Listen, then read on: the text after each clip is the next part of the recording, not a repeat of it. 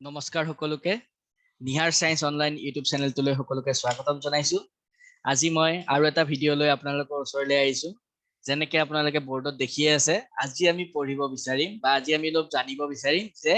Vaccine যে আমি আগৰ এটা ভিডিঅ'ত আমি পঢ়িছিলো ভ্যাকচিন কি হয় কেনেকৈ কাম কৰে। ঠিক আছে,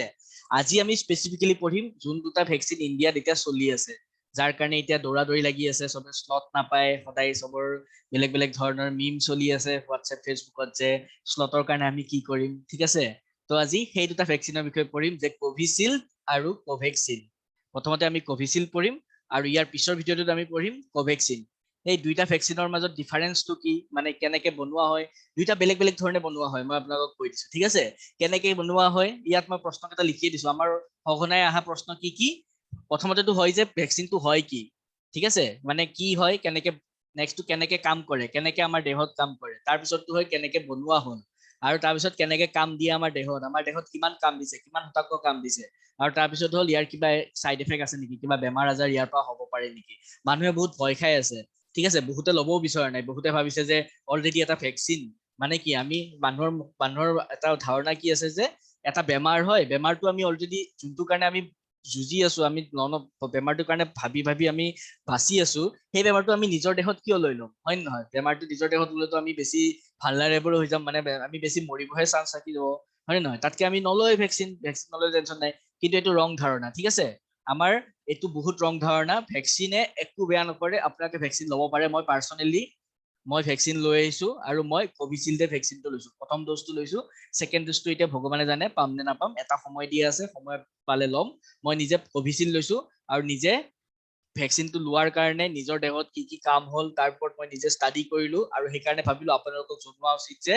কোভিচিল্ডটো ল'লে কি কি হ'ব পাৰে আৰু কি কি হোৱা চান্স আছে। আৰু মোৰ লগৰ কিছুমানে কোভেক্সিন লৈছে, তেওঁলোকৰ পৰাও মই সুধিছো যে তেওঁলোকৰ কেনেকুৱা কি কি সাইড এফেক্ট হৈছে, কিবা হৈছে নেকি। তো সেইটোৰ ওপৰত ষ্টাডি কৰি মই বহুতখিনি কথা গম পাইছো যে কোভিচিল্ড আৰু কোভেক্সিন কি হয়। গতিকে আহক ষ্টাৰ্ট কৰো। প্ৰথমতে এইটো জানি লওক যে কোভিচিল্ডটো আমাৰ, প্ৰথমতেতো আমি এটা সঁচা কথা কওঁ, আমি আমাৰ সাইন্টিষ্টখিনিক এটা বহুত থেংক ইউ ক'ব লাগে, কাৰণ ভ্যাকচিন এটা বনোৱা ইমান সহজ কাম নহয়, কিন্তু এবছৰৰ ভিতৰত ভ্যাকচিন বনাই উলিয়াই দিছে। গতিকে আমাৰ সাইন্টিষ্ট বিলাকক আমি চেলুট দিব লাগে, কাৰণ এই ভ্যাকচিনটো আমাক এতিয়া বহুত বচাব। ঠিক আছে, ভ্যাকচিনৰ ওপৰত এই উৰা বাতৰিবিলাক বিশ্বাস নকৰিব। প্ৰথমত আহি গ'ল হয় কি, তো আপোনালোকক মই জনাই দিওঁ, এইটো হ'ল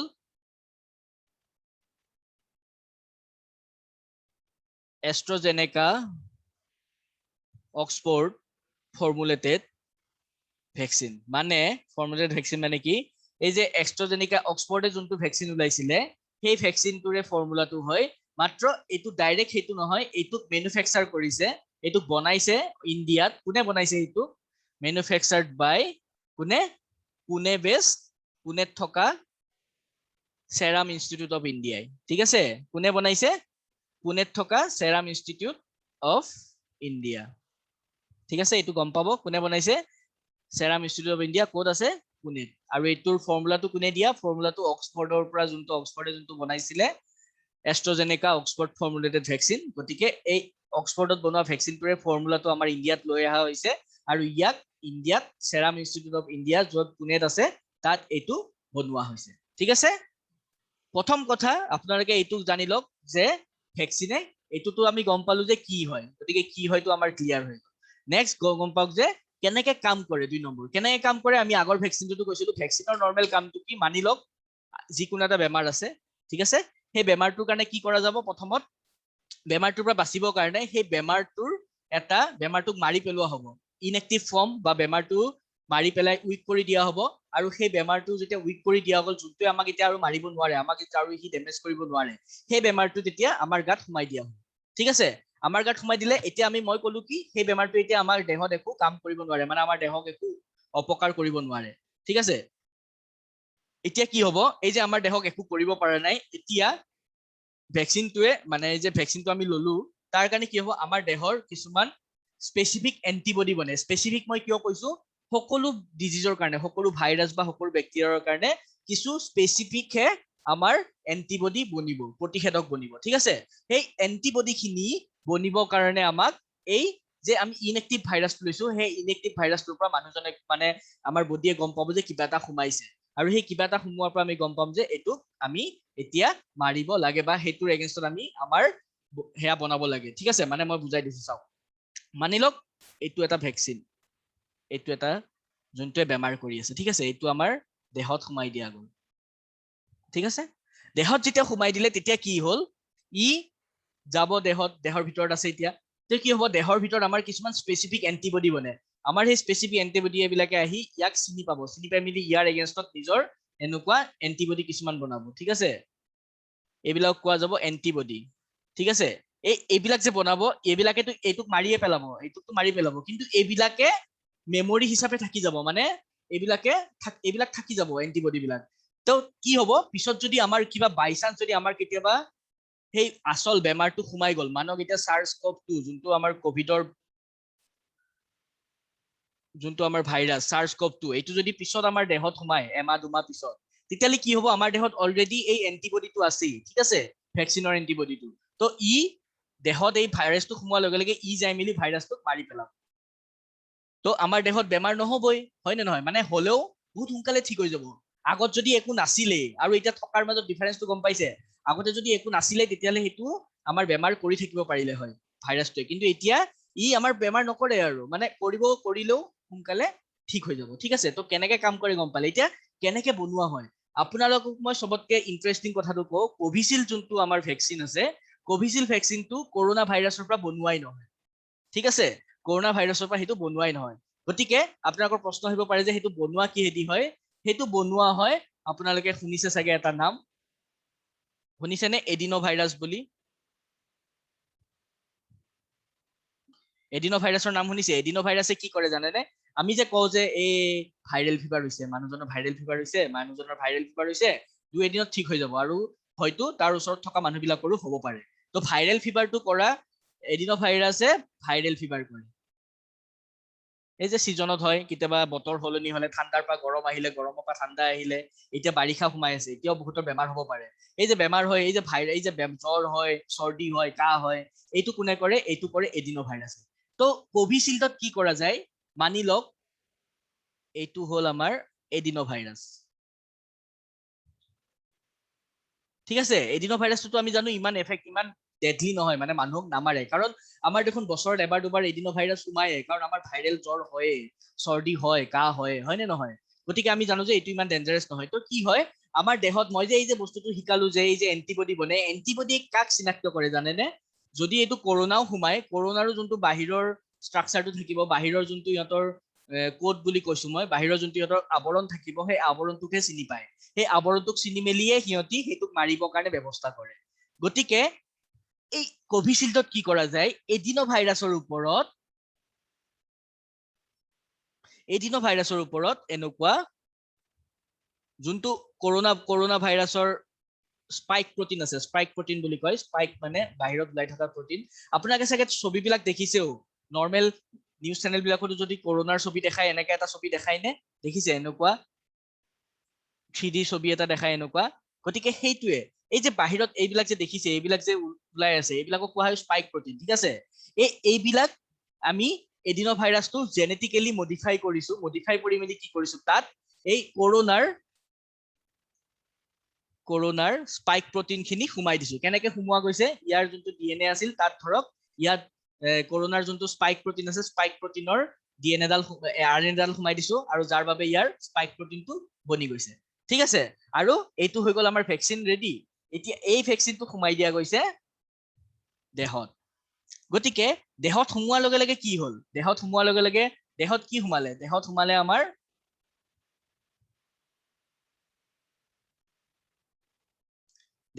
আমাৰ এইটো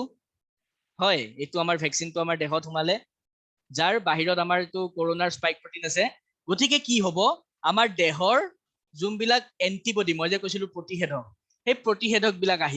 আহি মেলি কি কৰিব ইয়াত এনেকে এই বাহিৰৰ যোনটো স্পাইক প্ৰটিন বিলাক আছে ইয়াক চিনাক্ত কৰিব এনেকে মই পুৰা ডিটেইলছত কোৱা নাই কি হয় কাৰণ বায়োলজি মই বুজাব যোৱা নাই মই সাধাৰণ সকলোৱে যাতে বুজি পায় সেনেকে বুজাই আছো ঠিক আছে গতিকে এনেকুৱা আমাৰ দেহৰ পৰা এইবিলাক আমাৰ দেহৰ যোনবিলাক প্ৰতিষেধক আছে এইবিলাকে আহি মেলি এই স্পাইক প্ৰটিন বিলাকক চিনাক্ত কৰিব ঠিক আছে আৰু চিনাক্ত কৰি মেলি কি কৰিব ইয়াৰ এগেইনষ্টত এনেকুৱা এন্টিবডি বনোৱা আৰম্ভ কৰিব ঠিক আছে গতিকে এই এন্টিবডি বিলাকে কি কৰিব প্ৰথমতেটো এইটোকে মাৰি পেলাব আৰু তাৰ লগে লগে কি কৰিব এইবিলাক মেমৰি হিচাপে থাকি যাব পিছলে ঠিক আছে মেমৰি হিচাপে থাকি যাব গতিকে মানি লওক আজিৰ পৰা আৰু এমাহ বা আজি আপুনি ভ্যাকচিনটো ললে আজিৰ পৰা এমাহ বা দুমাহ পিছত আপোনাৰ আকৌ মানে আসল কৰোনা তো সোমাই গল আপোনাৰ দেহত কিবা কাৰণত আপুনি ক'বাত গৈছিলে কোনোবা এজন মানুহৰ কৰোনা আছিলে আপোনাৰ গাঁৱত সোমাই গল তেতিয়া কি হ'ব আপুনি ইমান বেছি কৰোনাৰ কাৰণে এক্সপ'জ নহব কিয় কাৰণ আপোনাৰ তাত অলৰেডি মেমৰি আছে এই মেমৰিটো দেখিছেনে এই মেমৰি আপোনাৰ তাত অলৰেডি আছে গতিকে আপোনাৰ দেহত যেতিয়াই কৰোনা সোমাব তেতিয়া কৰোনাৰটো বাহিৰৰটো এইটোৱে আছে স্পাইক প্ৰটিন বিলাকে যে মই ৰঙা ৰঙেদি আঁকিছো এনেকুৱা ৰঙৰে আছে স্পাইক প্ৰটিন বিলাক হয়নে নহয় তো তেতিয়া কি হ'ব এই আমাৰ যোনবিলাক এন্টিবডি বনিছিল এন্টিবডি বিলাকে সেই কৰোনাটোক চিনাক্ত কৰি ল'ব কৰোনাৰ স্পাইক প্ৰটিন বিলাকক চিনাক্ত কৰি ল'ব আৰু কৰোনাটোক মাৰি পেলাব তো সঘনাই মাৰি পেলালে ঠিক আছে এইটোতো ভ্যাকচিনটো আগতে বনাইছিল এবছৰ আগতে হয় নে নহয় কিন্তু এতিয়াতো আমি জানো যে আমাৰ ভেৰিয়েশ্যন আহি গ'ল আমাৰ যোনটো এতিয়া যোনটো ডেডলি কৰোনা আহি আছে এই কৰোনা হৈ আছে এইটো ভেৰিয়েন্ট গতিকে এইটোৱে আগৰটোৰ নিচিনা আগৰটো যিমান ভ্যাকচিনটোৱে কাম কৰিলে হয় ইয়াত তাতকে কম অবভিয়াছলি কমে কাম কৰিব কিন্তু কামটো কৰিব হয়নে নহয় একো নকৰাতকে কিবা এটাতো কাম কৰি আছে হয়নে নহয় তো এইটো বহুত বেছি ভাল তাৰপিছত কিমান কাম দিয়ে দেহত গতিকে যিমান ষ্টাডি কৰা হৈছে থাৰ্ড ফেজ ক্লিনিকেল ট্ৰায়েলৰ ষ্টাডি কৰা গৈছিলে যাৰ ডাটাটো পাব্লিছ কৰা নাই গভৰ্ণমেণ্টে মানুহে পেনিক কৰিব বুলি নে কিয় নাজানো কিন্তু যিমানখিনি গভৰ্ণমেণ্টে জনাইছে যে ইয়াৰ কাম কিমান দিয়ে ই 70.4% এই ভ্যাকচিনটোৱে যোনটো কোভিশিল্ডে 70.4% কাম দিয়ে আমাৰ দেহত মানে যদি 100 জন মানুহে ভ্যাকচিন লৈছে তাৰে ভিতৰত 70 জন মানুহৰ আৰু কৰোনা হোৱা নাই 30 জনৰ হ'ব পাৰে গতিকে ভ্যাকচিনটো ইমানো সাকসেস নহয় কিন্তু কি জানেনে দুটা ডোজ যে লব দি আছে এটা ডোজ লব দিছে আৰু নেক্সট ডোজটো আজিকালিটো প্ৰথমতে 6 মাহ আছিল এতিয়া 6 সপ্তাহ আছিল এতিয়া 12 সপ্তাহ পিছত লব দিছে ঠিক আছে গতিকে সেকেন্ড ডোজটো যোনটো লব দিছে 2 নম্বৰ বেজিটো যেতিয়া লব দিছে 2 নম্বৰটো বেজিটোৰ পিছত বাহিৰা ফৰেন কান্ট্ৰি বিলাকত দেখা গৈছে অলমোস্ট 90% এইটো কাম কৰিছে মানে 100 জনে যদি লৈছে 90 জনৰ তাত আৰু কৰোনা হোৱা নাই গতিকে এইটো কিন্তু ষ্টাডি হৈ হৈছে দেই এইটোৰ একো মানে ৰিটেন নাই কিন্তু এইটো সাইন্টিস্ট বিলাকে কৈছে যে প্ৰথমটো ললে আমাৰ ইন্ডিয়াত 70.4% সাকসেস ৰেট যোনটো এফিকেসি বুলি কয় ইংলিশত ইয়াক কি বুলি কয় ইংলিশত ইয়াক এফিকেসি বুলি কয় কিমান শতাংশ ই সাকসেস হৈছে ঠিক আছে আৰু সেকেন্ড ডোজটোৰ পিছত কিমান সাকসেস হৈছে সেকেন্ড ডোজটোৰ পিছত ই 90% নিজক সাকসেস ৰেট বুলি মানিব পাৰিছে গতিকে বুজিছে কিমান সাকসেস হৈছে গতিকে এইটো হৈ আছে ঠিক আছে আৰু ইয়াৰ যদি আমি সাইড এফেক্ট বুলি ক'ব যাও সাইড এফেক্ট যেহেতু জানে এডিনো ভাইৰাছ আসলতে আলটিমেটলি সোমাই আছে কি কৰোনাৰ জাস্ট স্পাইক প্ৰটিন খিনিহে আছে হয়নে নহয় কিন্তু আসলতে আছে কি এডিনো ভাইৰাছ যোনে ভাইৰেল ফিভাৰ বনাই কৰি আছিলে হয়নে নহয় গতিকে আপুনি যদি কোভিশিল্ড লব গৈ আছে তেতিয়ালে আপুনি মানসিকভাৱে প্ৰস্তুত থাকিব যে আপোনাৰ জ্বৰ হোৱা চান্স বহুত বেছি সকলোৰে হ'ব বুলি মই কোৱা নাই কিন্তু ম্যাক্সিমামৰে জ্বৰ হ'ব পাৰে বুজিছে ম্যাক্সিমামৰ জ্বৰ হ'ব পাৰে গতিকে আপুনি জ্বৰ হ'ব পাৰে আপোনাৰ অকমান গা বিষ হ'ব পাৰে আপোনাৰ মাথা বিষ হ'ব পাৰে যোনখিনি জায়গাত বেজি লৈছে সেইখিনি জায়গা হয়তো ৰঙা হৈ যাব পাৰে কেইদিনমান য'ত বেজি লৈছে সেইখিনি জায়গা বিষাই থাকিব পাৰে মই মোৰ পাৰ্সোনেল এক্সপেৰিয়েন্সৰ পৰা কৈছো কেইদিনমান মানে এদিন দুদিন বা ম্যাক্সিমাম 3 দিন তাতকে বেছি আপোনাৰ এইবিলাক নাথাকে গতিকে ভ্যাকচিনটো লব যাতে আপুনি ভাবি থাকিব যে মই ভ্যাকচিনটো লোৱাৰ লগে লগে মই আকৌ নৰ্মেল সব কাম কৰিব পাৰিম হেনুকা একো কথা নাই ভ্যাকচিনটো লোৱাৰ পিছত আপুনি অলপ দেৰি ৰেষ্ট লবই লাগিব তাৰ উপৰি কি আপুনি ভ্যাকচিনটো লৈছে নহয় ভ্যাকচিনটো লোৱাৰ পিছত আপোনাৰ জ্বৰ হ'ব পাৰে তাৰ বাবে আপুনি ৰেডি থাকিব লাগিব বেজি লওঁতে আপোনাক নাৰ্ছজনীয়ে কৈ দিয়ে যে জ্বৰ হলে ভয় কৰিব নালাগে পেৰাচিটামল এটা খাই দিব কাৰণ জ্বৰ হোৱাটো স্বাভাৱিক কথা বুজিছে তো সাইড এফেক্টৰ কাৰণে আপুনি ভয় খাব নালাগে জ্বৰ হ'ব পাৰে সামান্য বডি পেইন হ'ব পাৰে আৰু মাথা বিষ হ'ব পাৰে কিন্তু সেইবিলাক 2-3 দিনৰ মেহমান 2-3 দিনৰ পিছত সেইবিলাক ঠিক হৈ যাব কাৰণ এডিনো ভাইৰাছটো 2-3 দিনত ঠিক হৈ যায় তো 2-3 দিনত সেইটো ভাল হৈ যাব গতিকে আমি কি শিকিলো কি হয় কোভিশিল্ডটো কি হয় এষ্ট্ৰাজেনিকা অক্সফৰ্ড ফৰ্মুলেটেড ভ্যাকচিন হয় যোনটো ইণ্ডিয়াত কোনে বনাইছে পুনেত থকা সেৰাম ইনষ্টিটিউট অফ ইণ্ডিয়াই বনাইছে কেনেকে কাম কৰে দেহত কেনেকে কাম কৰে এইটো ডাইৰেক্ট কৰোনা ভাইৰাছ নহয় দেখিছে এইটো এটা মিমিকিং মানে কি